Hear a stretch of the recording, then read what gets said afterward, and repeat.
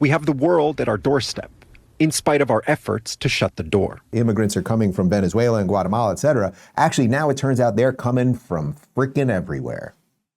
Central America, South America, Africa, Eastern Europe, China, India. The nature of migration to the U.S. border is changing. Before the pandemic, nearly 9 out of 10 migrants came from the 4 countries closest to the southern border. Now, for the first time ever, the majority come from elsewhere, from more distant countries in the Americas, or from as far away as Africa and Asia. We have the world at our doorstep, in spite of our efforts to shut the door. CBP or the Mexican authorities come, plug up the hole with barbed wire, and then the smugglers just come and snip it open again. It's happened over and over, and it'll keep happening.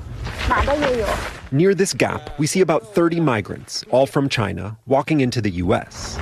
Last year, 37,000 Chinese citizens crossed the border, according to Customs and Border Protection, 10 times as many as the year before. A lot of the migrants that we've tried to approach are extremely camera shy. They're really nervous. Several groups have literally run away from us when we approach them. That's what these guys are doing right now.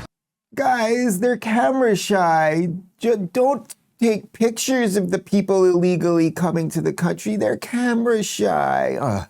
First off, the way they even frame that on NBC, in spite of the efforts to close the border. What efforts? There have been no efforts to close the border. Cuomo is right. They basically put a sign there and said, come on over. And then there's a bunch of NGOs, often funded by George Soros, that tell people exactly how they can get to wherever they want to be in the United States. So the media lies and runs cover. Isn't it also odd if they were doing their best efforts to make sure that illegals couldn't get here, somehow that NBC News guy saw these people from China just wandering in. How is it that he has a better knowledge of where people are coming from and where they're going to than the people who are supposed to be guarding the border?